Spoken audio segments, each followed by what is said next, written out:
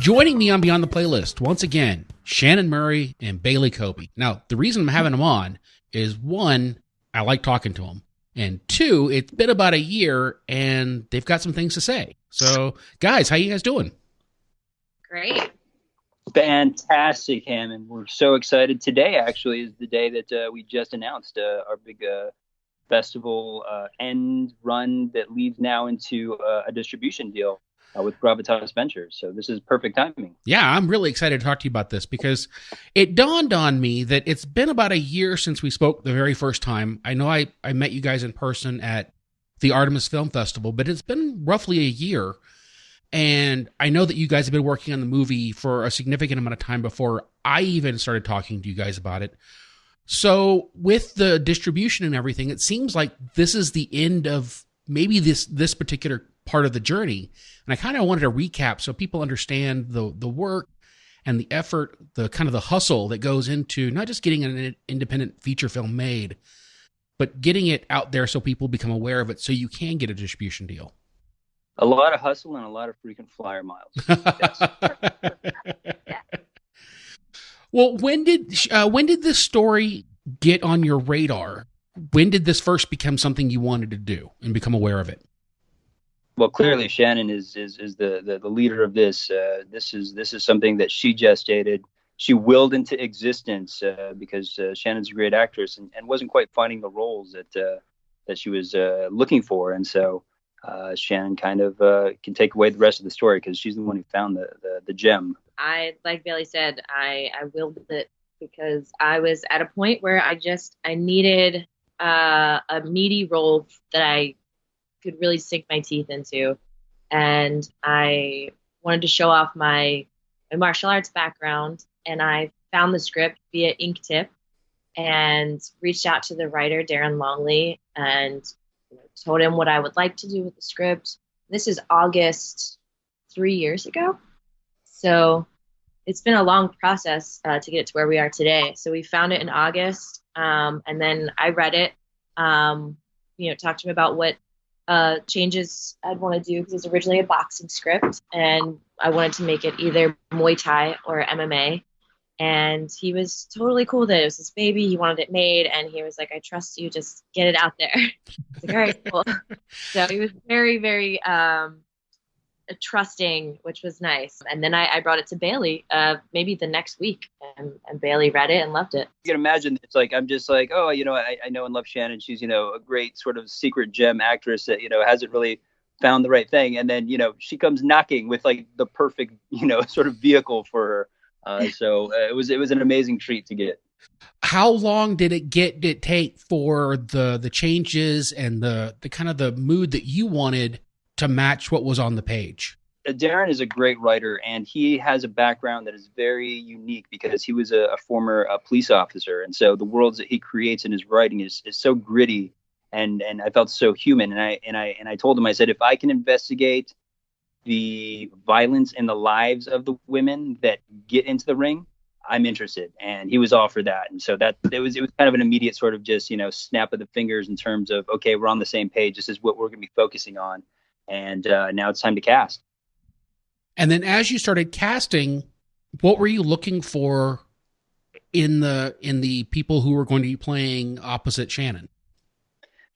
That's exactly it. It's just like we have, a great star in Shannon, and she's so dedicated to, whatever she's doing. And, putting her in this role was such a natural. So I'm like, okay, how do I improve Shannon's performance? How do I give her teammates in these very specific scenes that will heighten the scenes? And so, when we get working with Kendra Clark and Helen Gier, my amazing casting directors, who have a great background in the industry, having done Dexter and Mad Men. So they knew a lot of great actors in town. They know I love great actors. And so they pitched me on Dot Marie Jones for the coach character. And that really gave me an opportunity to then extend what I wanted to say with the story in a very symbolic way, because we had been eyeing Stephanie Erb, and all three of these girls have red hair. And so for me, I was just like, what a great way to then talk about, the internal struggle. Because in the film, you have Stephanie Erb, its character who plays the mother. She has a very specific worldview. and it's conservative, and you have Dot Marie Jones's character, who's a bit more out in the world and well seasoned, and so it was a good way to kind of put those internal struggles within Shannon as she was acting and in her character. I do want to back up for a minute and ask both of you this question, and that is, why did you want to be involved with telling the story? What was it internally with you that kind of drove you to want to be a part of the story? For me, Nora spoke to me because all of her inner battles that she was dealing with, and I know what it's like to have so much going on inside and just needing to fight it out and get to the gym, and like that's where I clear my headspace. And so I related to her on a lot of levels, and she just seemed like that lost girl who just was going through that rough time. And I wanted to tell that story because it's so easy for especially actresses, because we're always on that journey and it's always tough. And so there's just so many layers that I wanted to be able to bring to the table. And it's that authenticity into those layers that I think really give credence to the broad understanding of that character, because she's in a really tough time, and I feel like we've all been there. Like even as Shannon was kind of describing it, I was like, I feel like I sometimes step into that area where I don't quite have certainty as to what I should be doing next, and what's going to happen to me. And so you have to kind of create your own destiny in a sense, and find proper focus. And so I felt it was very universal. And so Shannon's approach to it, to me, I was just like, this is every girl. This is every girl that I've been in. I grew up in martial arts, and so these are the girls that I haven't seen on screen before. And so I was really excited to bring Shannon's interpretation to the screen. And then from getting the script until you were cast, what kind of time frame are we looking for with that? That took a while because I am very precise with my casting. And so poor Shannon, I brought her in on a lot of very chemistry ready type things, because I like to have my casting directors kind of, search out sort of the names that they've seen and that they know are good. And I do those sessions, but I also do my own sessions where I do very broad, like looking up backstage. I put a huge net out there, because especially in this world of portraying female MMA, sometimes you can get an actress in there who's like, oh yeah, I have the experience. And then literally just like, okay, throw a punch or, hit this bag. And you sort of tell like very quickly, like somebody who's not being as authentic as they could be about their experience in the world.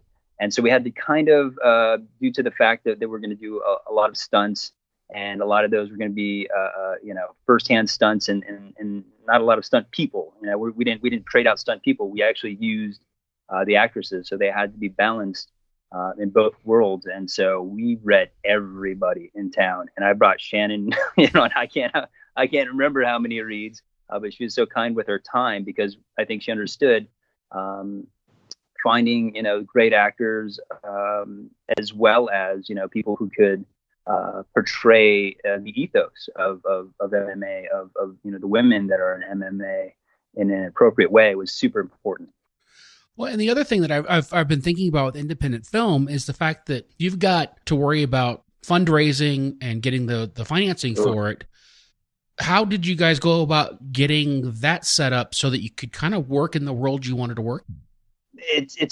Every movie is so different. And so for this one, we got super lucky because one of the initial passes of the script was, it was in the boxing world. And I said, I can take it on if it's in MMA, because I have great resources in that world. And so I was like, okay, if I make a few calls, we can definitely get the budget down in a sense, and delivering. We're in the venues, like when in those fight scenes, like we're in there. Like we did a lot of begging to get waivers and to have people sign off in the audience, and all these sort of things, so that we could capture not just that sort of vacant black ring, blackness out in the ring, but bringing actual audience reaction to the fight, because we actually did the fight right after the main event at the event that we ended up going to.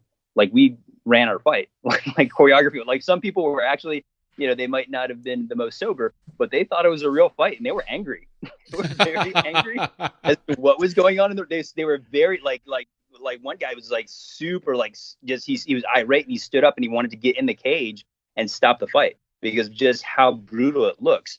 And I think that goes to show just how brutal the characterizations that the actors, Roxana Sanchez was, the partner in that one. And so that's how authentic we wanted to go with. We're going to rehearse the heck out of it, and for weeks beforehand, and we were going to make sure we were taking our time so that we're being super safe and working with just some of the best stunt coordinators like in Hollywood. We're very lucky that we're in Hollywood and we have these resources, and that from time to time we can get just a little bit of their time. They're the best, and we say, okay, we just need a little bit of your time to make sure that we're safe and that it looks amazing and badass. And we were able to get it on this one with Martin and Minami, who were just fantastic. Martin Wheeler is a genius with stunt coordination. He's Wesley Snipes' first call, basically. Like if he gets an action thing, he calls Martin. So Shannon, how did you balance your hats between producer and actress? Because I know that in the back of your head, you're always thinking about how much this is costing and making sure the budget lines match up. And then you had to portray a real person on screen. It was hard. I didn't get much sleep, but that kind of went with Nora. So luckily she didn't have to look too pretty or rested. I had a great team behind me, thankfully, that were, they would always try to be like, okay, just focus on acting. I was like, but what about this? But they were really good at just taking care of everything. So a lot happened in pre-production as much as possible to make sure that I could focus while production was going on. So in 3 years ago, you got the script. When were you then set to start shooting? So we got the script 3 years ago. We started casting in April. Well, it was a long process, but I think the process mostly went on like March, April. And then we started shooting in May to June. And then we did pickups. Then it went into post-production. And then we did pickups the following June. Then sound post. And then we went on to the festival tour all this last year.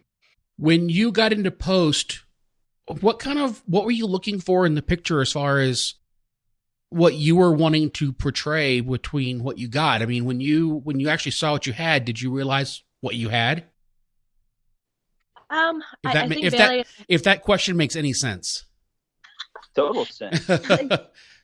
I think Bailey and I had a similar vision, which is why I was so excited to have Bailey on the film, because he is a visionary, and I didn't want this to be a typical fight film. I wanted to show the psychological effect of what she's going through and see all the whole process of the fight scenes. And Bailey nailed it with the slow-mos and the reflection shots that you see. And he really understood what I really wanted. And to see it in post and see that we nailed it and now got the nuances and the emotional beats, it was like, yes, perfect. This is great. So it was exciting. I was very pleased with everything that we got and the story and how it unfolded. Well, it's due to the crew, and it's due to the DP, Amy Solik, who was my right hand during that shoot, and really getting into the nitty gritty of the vision of making fight scenes as dramatic scenes, essentially. And to examine the relationship through the motion and through the action was the focus. And I think that's why this movie feels a bit different. When you're dealing with independent films and films that have an actual comprehensible budget, sometimes they can show their budget in either the way it's shot or in particular in sound. How did you guys combat that so that in particular sound and music didn't kind of rear its ugly head as a thing that showed that this was a film that actually had a budget people can talk about without thinking that it's just a made up number?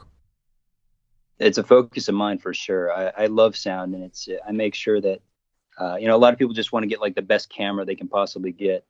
For me, it's equal weight with the sound. So I make sure that we have an amazing recordist, and I make sure that we work with great. And I think that kind of speaks to how long this process can take, is when you want to work with the best, especially in the post-production world, it becomes a touch longer to get things done because, David Van Slyke, who did was the post-production mixer on this, he's got a couple Emmys. Like he's working on big things, and he's working on David Fincher's movie, and so like he just happens to like me and sort of my work. And he's like, yeah. He's like, let's do it. But I know that comes with, he's working in between a lot of things. And so it takes a lot of time, but the result of which I'm happy to wait for. And then as far as music and scoring, how did you go about picking that, who did that and the tone for it?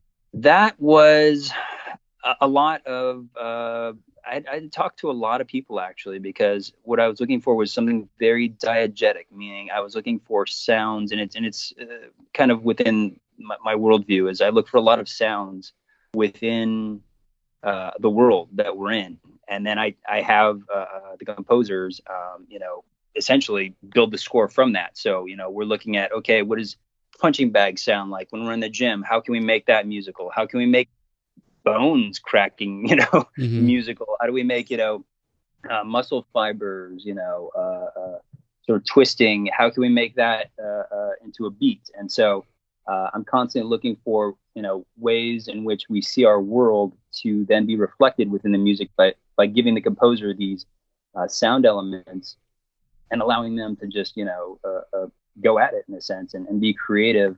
And I think they love that assignment. It's always a funny thing. This composer was Scott Tang, and I came through to Scott by, again, I kept talking to more and more composers. And then finally I saw his reel, and it was genius.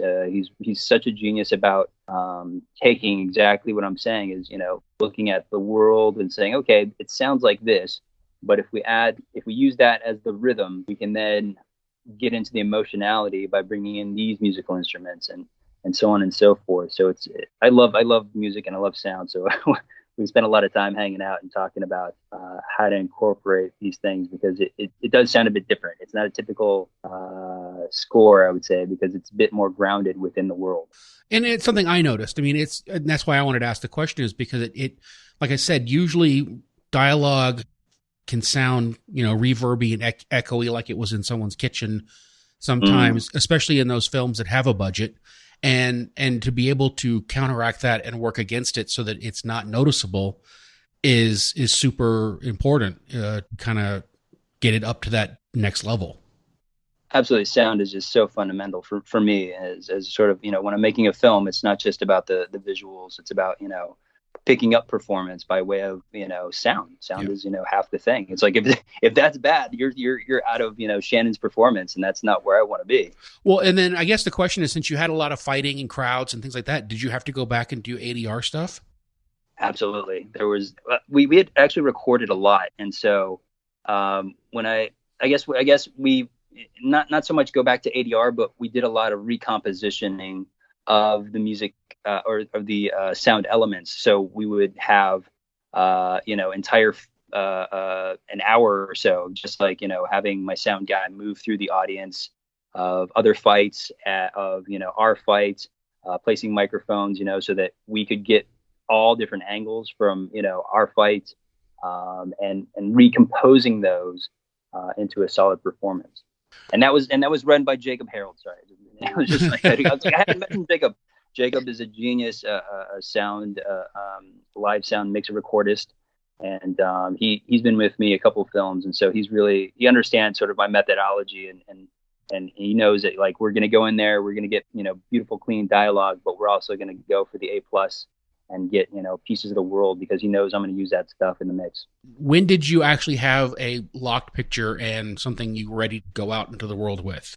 What do you think, Shannon? I think around the time we were ready to go to festivals, we kind of started to see the solidity of the performances, and we're super excited about like sharing, this world and these characters. And so I think it came together fairly quick in terms of like, okay, great. I think we don't have too much too much money to extra money to like shoot around extra scenes, or like we knew what we wanted to shoot. We shot those scenes. We made those happen, and then. Just as you kind of have to start with the Sundance realm, the Sundance Slam Dance, and that becomes like your deadline. Did you storyboard stuff, or was it all kind of more of a fluid liquid situation? I live in both worlds. I storyboard the heck out of everything. I have like so many note cards when I come to set. So I know exactly where I can take it if need be. But I also have a background in at the Upright Citizens Brigade in improvisation, and what that taught me was how to heighten scenes, with the actors, and just like step into a scene and say, okay, this is kind of what I had in mind. What else can we do? And so I let the actors play quite a bit. And I don't know, Shannon, how did you feel? Did I strangle you too much? No, no, you didn't strangle me. The whole process, Bailey's process is great. He's very observant where you are with the character and what you're doing, and then gives you very direct direction. I'm not a slave driver. You want people to still talk to you when the film's done? Yeah. I like friends.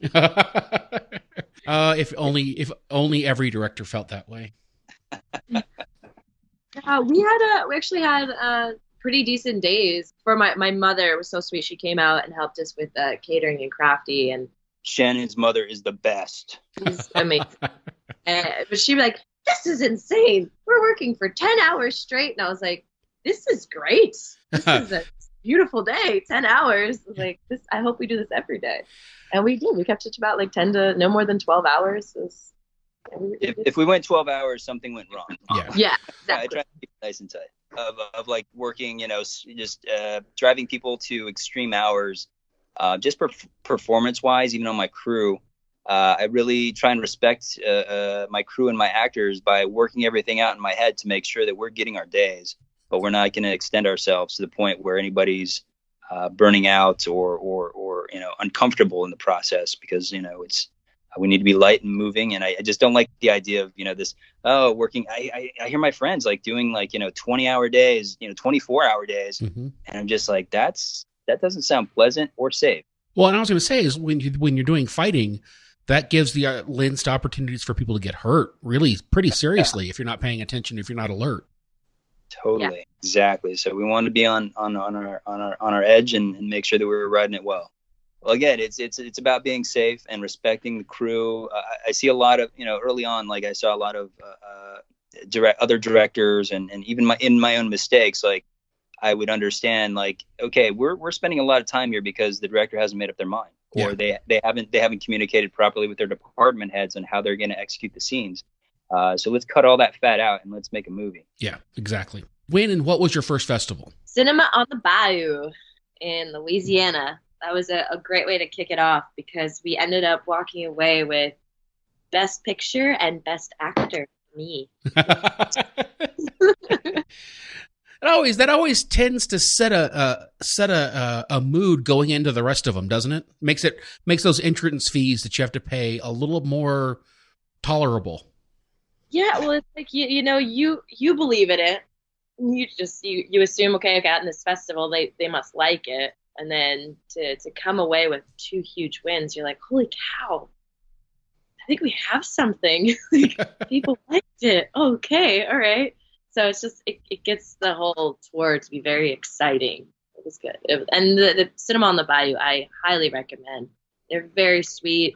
The films there were great. The connections and friendships we created there it was one of the best festivals we had been to this whole year.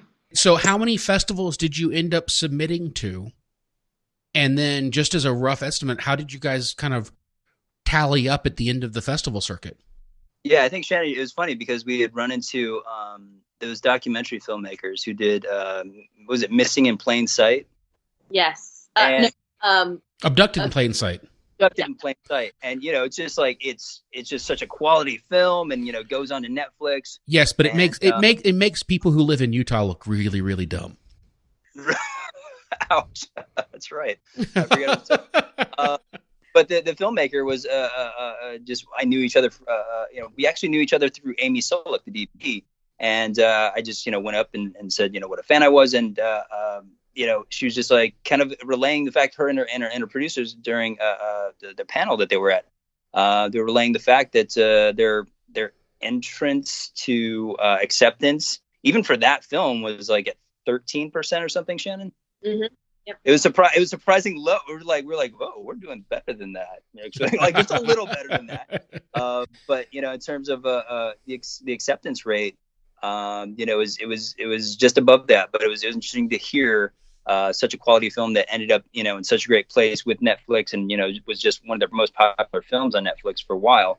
That was their acceptance rate, and so it was a bit sobering. But we felt a little sort of better. We're like, oh no, we're only getting in about 2 out of 10 or something.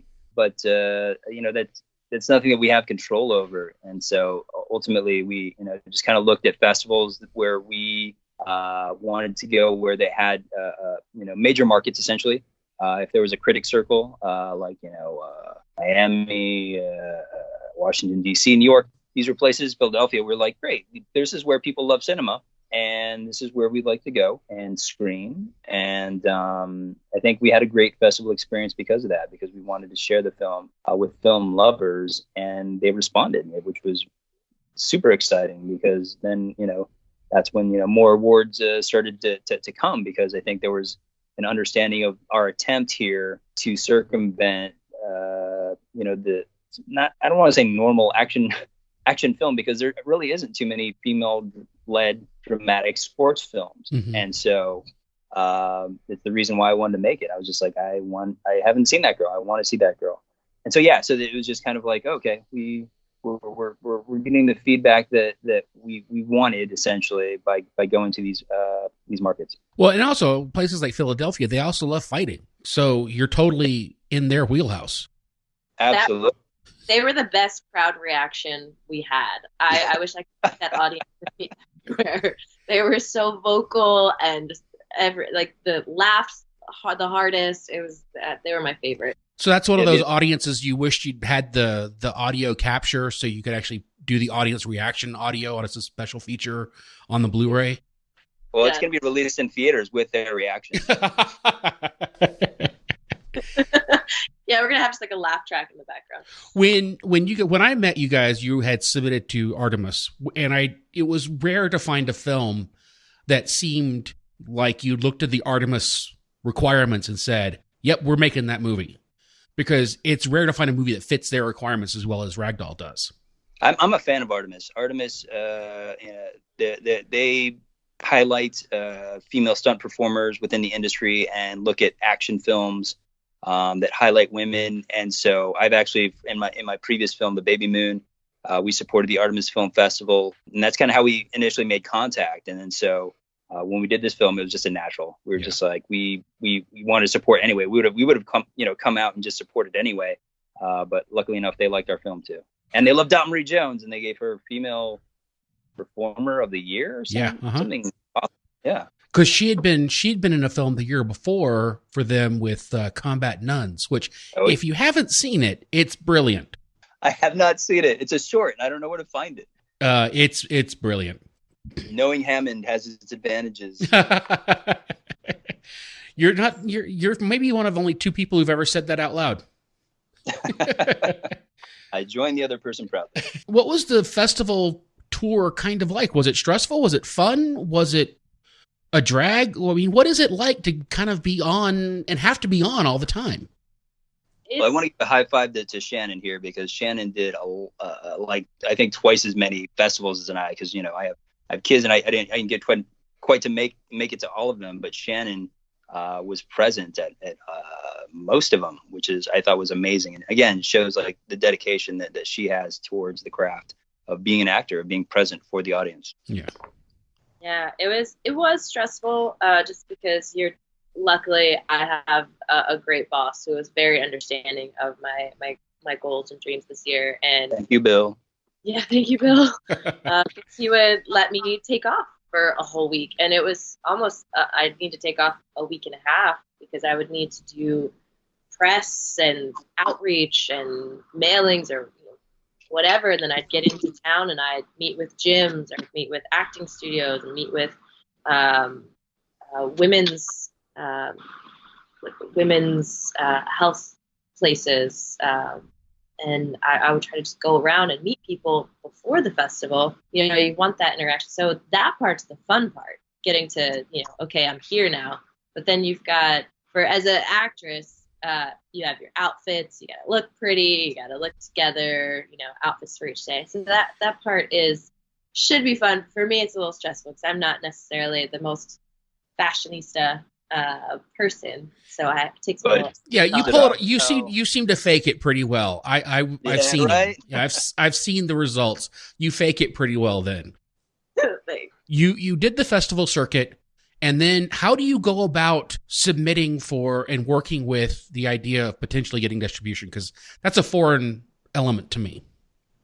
Well, I love explaining this because it really, I think our methodology for doing it is very different than I think the standard. The standard has been go to Sundance, go to, a Toronto if you can get in, go to these massive big market festivals where the distributors are going to be, and, get an audience award, and, then maybe you get distribution. But the odds of which are so fine that I felt like, well, that's an approach, or we could be a bit more aggressive. And that's why I love Shannon as a partner, is like, she understands that there's a bit more of a hustle to this. And I'll explain. So our idea of going to the major markets was like, hey, yeah, sure, there's great film, great audiences there, great critics, which like yourself, we really wanted to try and get this in front of, great critics, people who knew cinema and understood our attempt.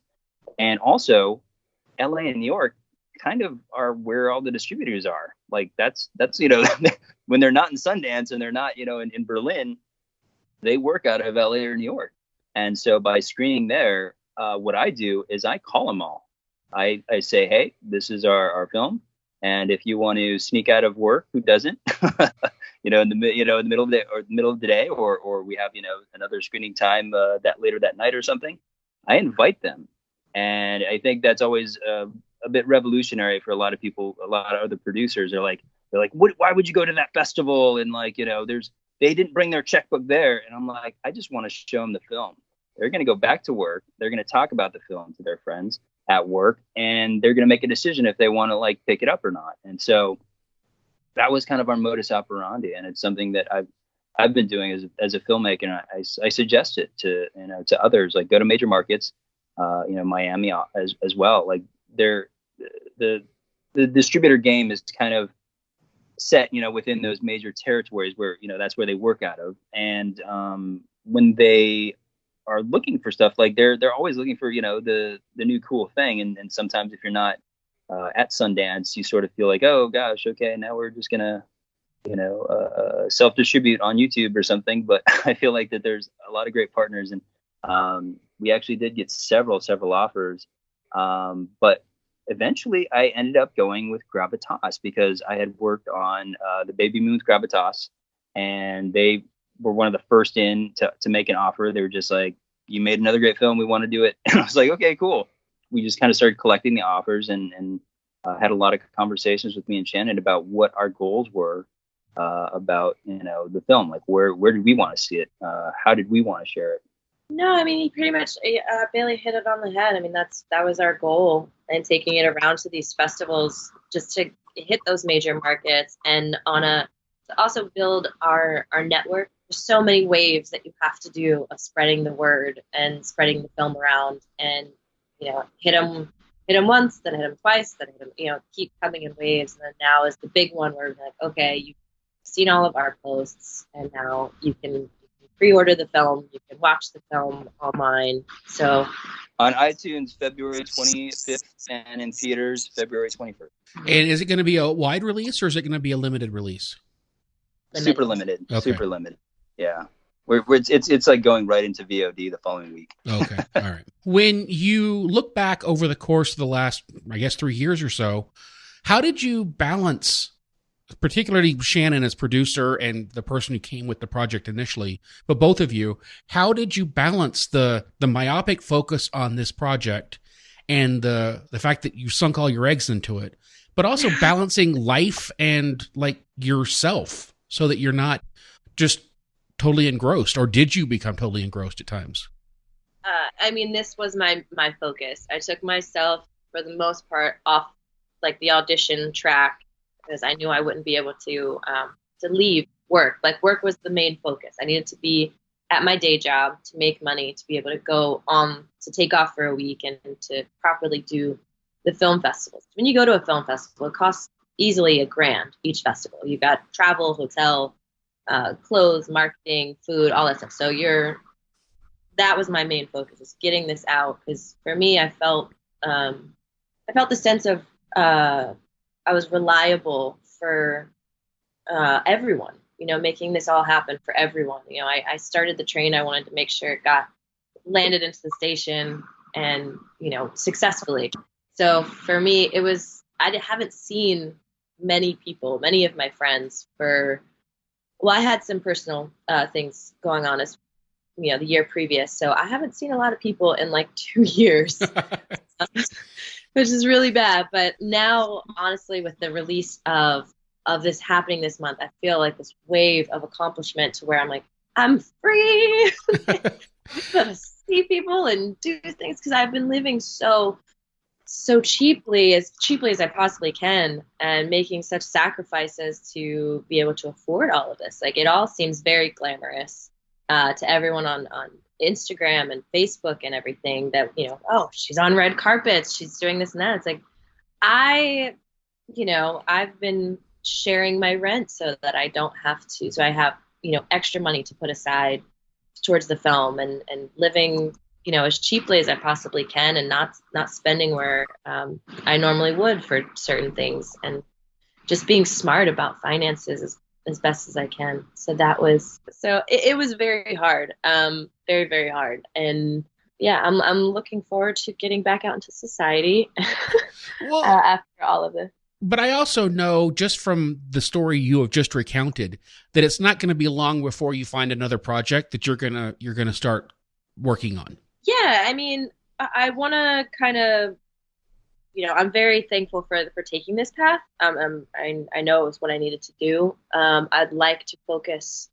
Hopefully, this will open more doors for acting roles that someone else presents to me. I can, and then later continue looking for a script or write. I have a few ideas I've been writing, and write those and get funding, but I'm in no rush. I mean, from all of this, it took a lot, which Bailey fair warned me on. He was like, "This is a 3-year journey." And I was like, "Okay, yeah, I got that." And I was like, "But yeah, it was a lot." Well, I'm actually very pleased and kind of happy that I crossed paths with you guys when I did, and that I've been able to kind of keep track and keep up with you, so that we can have this conversation and kind of celebrate this moment of getting distribution. You're our lucky charm, Hammond. Yeah. all filmmakers should friend you, because you somehow made it happen in the universe. I don't know about that, but I'm very happy the fact that, like, even at the film festival, I was kind of feeling awkwardly out of place because it wasn't my kind of scene. And you guys were like, "Come sit with the cool kids." And so I sat down near you guys, and it was kind of like I'd known you for a while. So it was great. I really appreciated that. Well, we appreciate you because you understand, I think, and love cinema in such a great way. And obviously, you do these great interviews, but what drew us to you is you have a great way of seeing films. You really understand the emphasis and the hard work, obviously, that it takes to make these. Well, I just admire, I think I've told Shannon this when we talked in person just a few weeks ago, that anybody who has the fortitude and the drive to put a feature-length film together and out, that's the kind of dedication that not many people have. And the fact that you guys were able to marshal a team together and then point them at a goal, and now you guys have reached that goal of distribution, and you're kind of able to shake that off and start new projects, whatever they may be. That's a huge accomplishment. And I don't think everybody understands what that means in real terms. Yeah, it's a lot. It's even for me, like when people say that, it reminds, because when you're in the race, you don't realize how much you've accomplished. But lately I've been able to look back and be like, holy cow, we really did a lot. And when people like you, when you say this, it's like, you're right. But I achieved something that not many people do, which at the time you're just so focused that that's all you know that you have to do. You have to get it done. You have to get there. And then I guess the last question, I have two questions, and the last one of them is going to be, so how much was, I love this, I'm so glad I'm doing this, and how much of it was, oh my gosh, why did I choose to do this? For me, it was never, oh my God, why did I choose to do this? Yeah, I don't think I've ever felt the latter. Have you, Shan? No, mine was more like, oh my God, how am I going to do this? Okay. How? Be able to do this. That was more like festival season, not like production. I knew we would, once it got rolling, we'd be fine. But festival season was like, oh my God, am I going to be able to? So that is the greatest sign that you guys are in the fields in the work that you're supposed to be doing. If you never woke up and said, oh my gosh, again. No, never. I kiss the ground every day because of that fact. It's awesome that there are people who have found that. No, I mean, trust me, going to my day job, I love Bill, but it's not necessarily what I love. I don't get up excited to go to the studio to work by any means. Not like, yes. But when I get to act, sometimes I can't sleep. Like I just finished a film in Miami, and I would get like 4 or 5 hours of sleep because I'm ready to go. I'm like, okay, let's do this. And then I'd be on set for like 16, 18 hours. I'm like, why didn't you sleep? But I love what I do. I love this. I love this industry. That leads me to my next question. What have you guys been up to, and what's on the agenda moving forward from this? Well, Shannon's killing it right now. She mentioned her movie in Miami, and then she came off of, where's the other location that you did with Dell? We were here in Los Angeles for that film. And Dell and I actually have a feature. Dell is the festival director for Action on Film, and he has a film coming up, a feature that I'll be the lead in, that we'll be shooting outside of Vegas this year. Well, that's not going to be cool at all. You'll be sweating just profusely. Yeah, quite possibly, especially if it gets pushed further. But yeah, and then I was in Miami for the feature Miami Heat, where I got to play a badass, and I got to shoot semi-automatic weapons, have knife fights, handguns, rifles. Like it was, I felt like I was dreaming. So it was everything like my brothers and I would pretend to do growing up. So it wasn't really work either. It's like, wait, you're gonna let me do this? Okay. And Bailey, what have you been up to?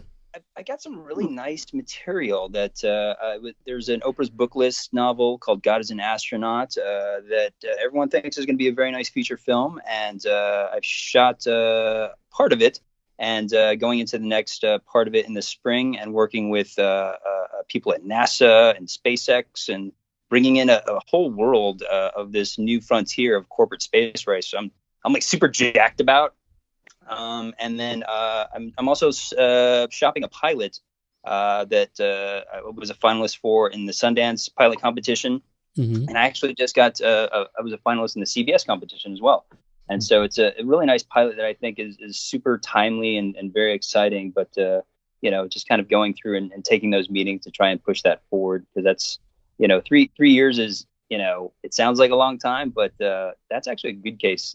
That's like a best case scenario sometimes. I was talking to the head of a studio, and he was like, Bailey, it's going to take 7 years to get anything done in this town. I was like, no, really? And he's like, this is how long it takes from getting that script into your hand until you see it in theaters. And I was just like, wow, I want to try and beat that, but you kind of see where the time does get taken up, especially as a filmmaker that's of limited means, such as myself and Shannon, where it's just kind of us, like really working hard and using resources that we've built up over the years and relying on each other as a team to try and get out what we think is really good work. I think Shannon is a freaking star, and she needs to be shown.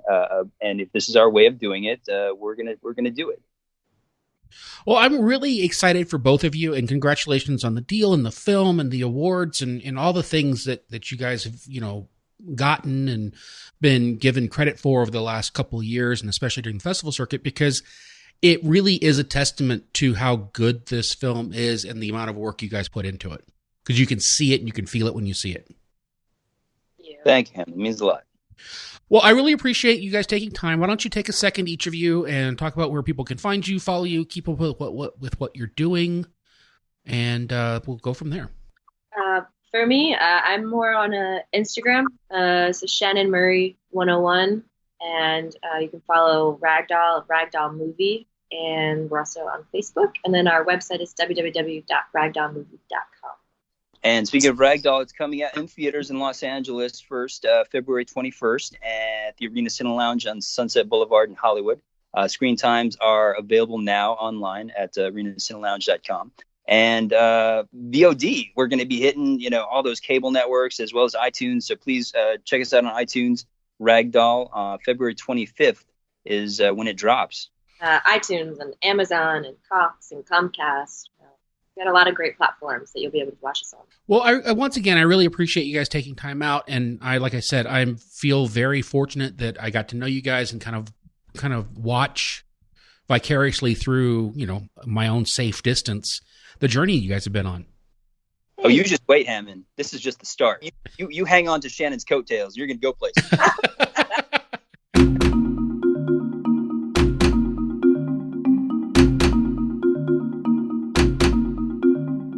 For more Beyond the Playlist with J Hammond C, you can go to jhammondc.com. You can follow me on Twitter at jhammondc. You can email the show at jhammondc@gmail.com. The theme music is by Magnus Ellegren featuring Jimmy C. and the New York Brass. The cover art is by Phil Rude. You can join the Facebook group for Beyond the Playlist with J Hammond C. You can find this and other fine shows streaming at Alpha Geek Radio. If you like what you hear, you can go to iTunes or Stitcher and leave a review. Thank you for listening to Beyond the Playlist with J Hammond C.